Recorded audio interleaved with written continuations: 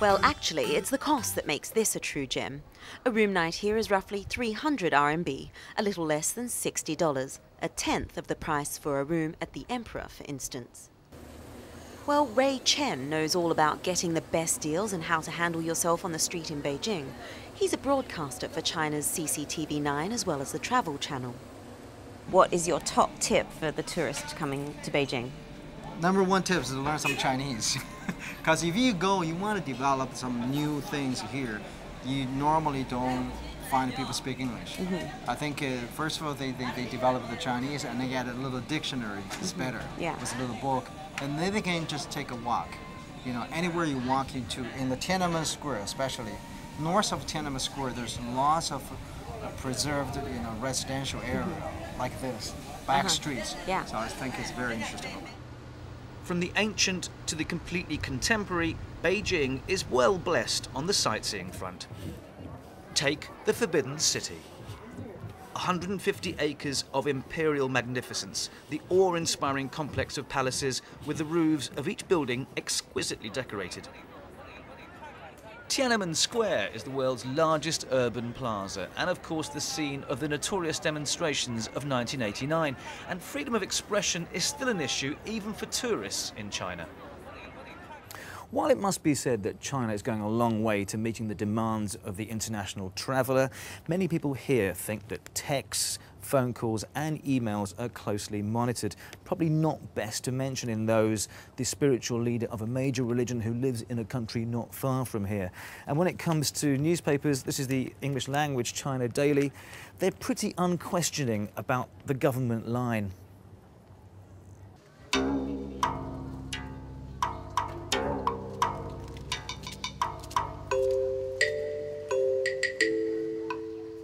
Funnily enough, the Lama Temple is the only Tibetan Buddhist monastery in Beijing. It's also one of the largest and most important Tibetan Buddhist monasteries in the world. A quiet place to escape this noisy capital, except of course during Chinese New Year. And the tradition in China, the New Year is the first day, everybody going there.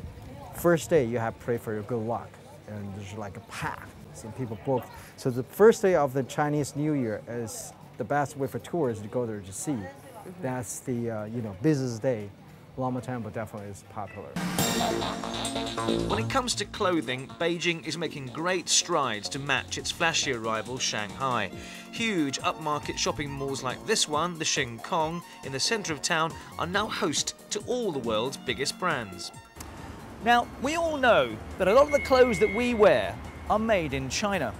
We also know that over the years, China's built up a reputation for being very good at producing imitations of big brands. It's a real sign of the shift in economic power when today those very same big brands are producing special lines just for the Chinese market. Well, I've shunned the shops for once and headed to the market. The flower, bird and insect market is the place where locals come to buy their pets. Tortoises are a sign of longevity, and of course fish are great for that all-important feng shui water feature, meant to bring good luck. Though the bunnies were cute, the cages weren't, and bags of squirming worms weren't my cup of tea either, but you gotta feed those fish. There's even scorpions, which I'm told some locals eat, fried or boiled to stave off disease. And talking of eating, I've got to admit my stomach is crying out for a good old-fashioned English nosh-up. And guess what? It exists here.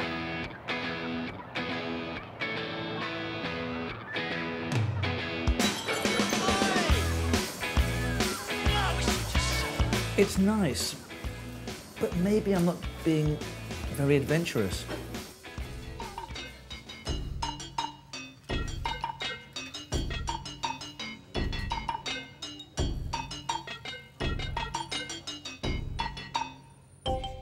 Now, believe it or not, this unassuming place has some of the best duck in Beijing.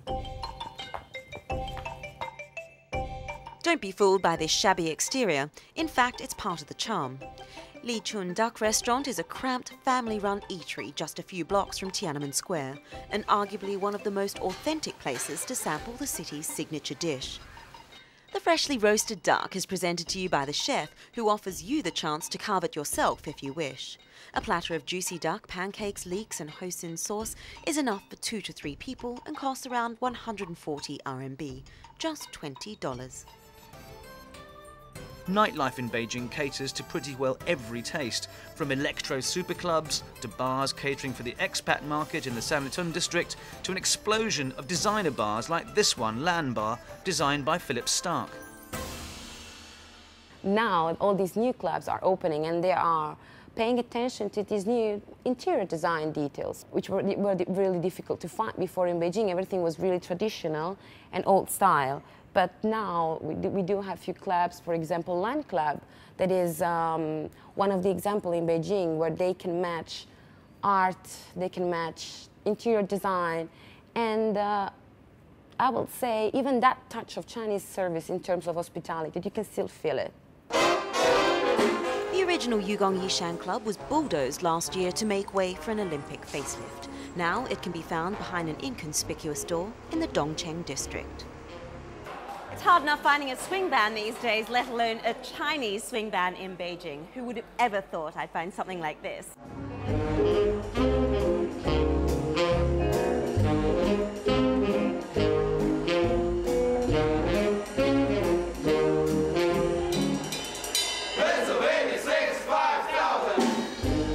But swing obviously isn't the only type of music you'll find here.